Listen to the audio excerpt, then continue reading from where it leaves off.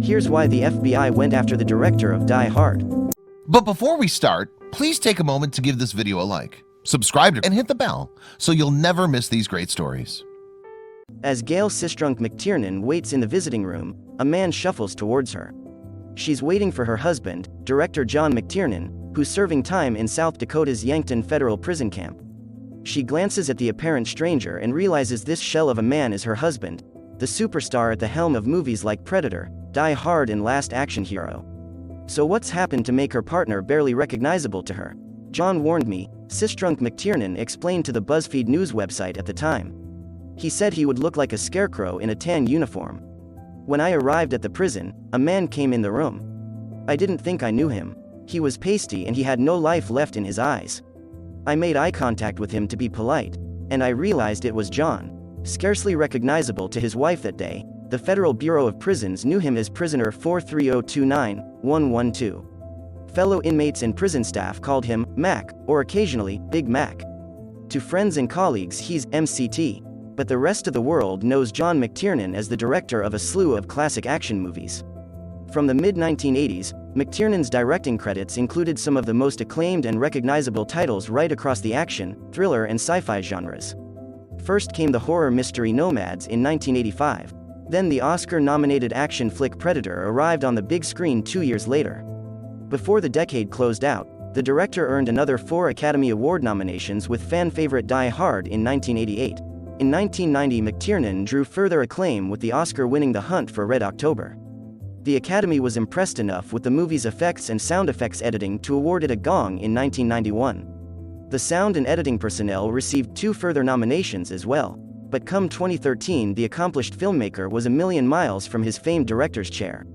And not only was McTiernan a highly regarded director, but he was also seemingly well-liked among his peers and colleagues. Numerous actors have popped up in multiple movies of his over the years. Pierce Brosnan, for example, first starred in McTiernan's directorial debut, Nomads. It's a relationship that was rekindled several years later. You see, Brosnan appeared again in McTiernan's 1999 crime thriller The Thomas Crown Affair. And though their first outing together had been critically panned, it seems the leading man's time on set had been enjoyable and rewarding enough to agree to work with the director again. McTiernan's second movie also forged an enduring relationship. Perhaps the most prominent action hero of the decade, Arnold Schwarzenegger was of course the star of 1987's Predator. The Austrian actor worked with McTiernan again on 1993's Last Action Hero, a satire of the genre that the pair are most famous for. Audiences, though, weren't laughing, as the jokes were seemingly lost on them. The movie was critically panned and a relative commercial flop. You see, by the turn of the 1990s, McTiernan's movies were comfortably making 9-figure returns at the worldwide box office. But Last Action Hero made a comparatively meager $50 million profit on its $85 million budget. It was a figure that seemed to frustrate the director. As McTiernan explained to the MovieLine website in August 2001, initially it was a wonderful Cinderella story with a 9-year-old boy. We had a pretty good script by Bill Goldman, charming. And this ludicrous hype machine got hold of it, and it got buried. Last Action Hero, then, failed to become the film he'd envisioned. I didn't even make the movie it started out to be, the director continued. It was so overwhelmed with baggage. And then it was whipped out unedited, practically assembled right out of the camera. It was in the theater 5 or 6 weeks after I finished shooting. It was kamikaze, stupid, no good reason for it. Last Action Hero also faced stiff competition at the box office. As McTiernan recalled, to open the week after Jurassic Park, God. To get to the depth of bad judgment involved in that you'd need a snorkel. Still, a disappointing performance at the box office isn't a crime. It'd be several years before legal troubles began for McTiernan. In fact, a return to familiar territory saw his fortunes bounce back after the blip of Last Action Hero. That's because in 1995 the director signed up for the 3rd installment of the Die Hard franchise. It's a move that generated well over $350 million at the box office. That movie, of course, saw the director reunited with perhaps his most famous character, John McClane. Yes, Bruce Willis reprised the role of the luckless cop who gets caught up in yet more shenanigans involving German criminals.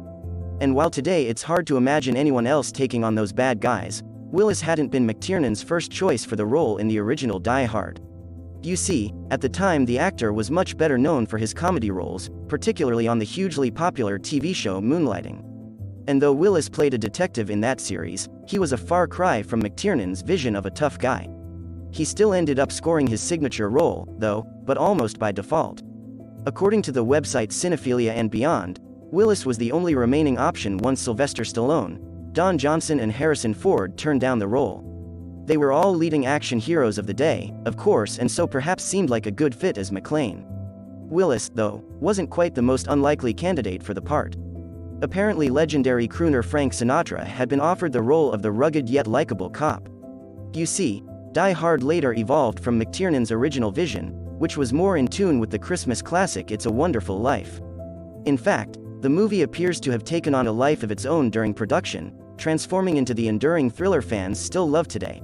And despite the intense nature of Die Hard's narrative, McTiernan told the American Film Institute that there was a very relaxed and happy feeling on set. Though he wasn't involved in the sequel Die Hard 2, McTiernan returned to the director's chair for the third chapter. And in doing so he evidently forged a strong relationship with Willis co-star Samuel L. Jackson. So with the seemingly popular and undoubtedly hugely successful McTiernan returning to form, where did it all go wrong? Well, the aforementioned The Thomas Crown Affair was moderately successful, though nowhere near the runaway hit of his previous film. But the director's next movie, The 13th Warrior, starring Spanish actor Antonio Banderas, was an unmitigated disaster. You see, The 13th Warrior's thought to have cost an eye-watering $160 million to make. And when you consider it returned only $60 million at the box office, that amounts to a massive $100 million loss.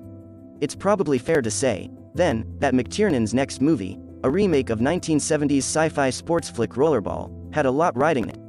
But it was during the filming of Rollerball that McTiernan's life turned into what could have been a plot to one of his own movies.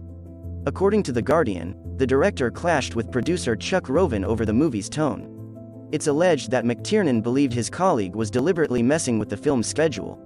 When strange goings-on occurred during production, McTiernan's suspicions turned to the producer.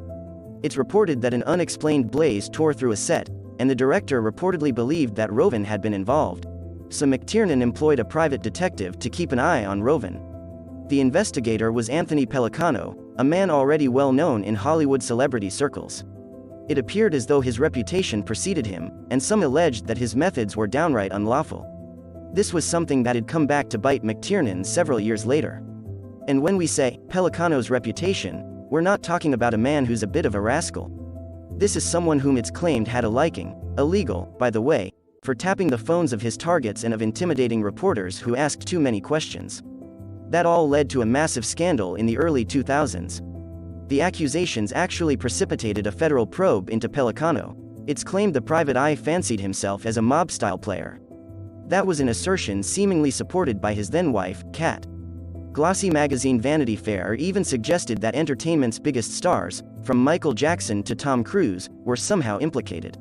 The article claimed, nothing in Hollywood will ever be the same. But following drawn-out proceedings, Hollywood was left unscathed. Pellicano was thrown in prison for a decade and a half, and 4 non-famous cohorts were also sent down. Yet the big Hollywood hitters alleged to be caught up in the detectives' dealings never materialized. The Los Angeles Times reported in the aftermath, initially, it looked as if the government's 6-year investigation would implicate billionaires and Hollywood power brokers and put them on trial with the private detective they had hired.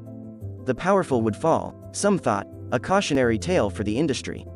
But that didn't happen. In fact, the only person of note caught up in the scandal was McTiernan. McTiernan's alleged involvement stems from a phone call that he took in February 2006. The gentleman he spoke to claimed to be an FBI agent and proceeded to ask about a guy named Dennis Wasser. The latter was a divorce attorney and a frequent associate of Pellicano. Though on medication and jet-lagged, McTiernan apparently tried to be as helpful as he could. The caller asked the director if he'd employed Pellicano during the production of Rollerball. Olivier Diaz was McTiernan's lawyer at the time, and he later recalled the conversation to BuzzFeed. The filmmaker was apparently asked, "So, Mr. McTiernan, you deny hiring Pellicano for Charles Roven?" John said yep, hung up the phone and forgot about the call. 2 weeks later he was arrested for lying to an FBI agent, Diaz continued. The government later asserted that Mr. McTiernan was not completely truthful in this telephone conversation and charged him with a federal felony. So a seemingly innocent conversation that the director had dismissed as inconsequential was now part of legal proceedings. When the phone call with Pelicano had been submitted as evidence, McTiernan had initially pleaded guilty to the charges he faced. But with a different legal team around him, the director then withdrew that plea, which judges permitted. Following a further indictment, though, McTiernan eventually pleaded guilty again when attempts to toss out the recorded evidence were unsuccessful. Come 2010, McTiernan was fined $100,000 and ordered to serve 12 months in prison for lying to the FBI. And, though an appeal made it to the Supreme Court in 2012, the case was never heard. 7 years after the director took that fateful phone call, he was behind bars serving an 11-month sentence.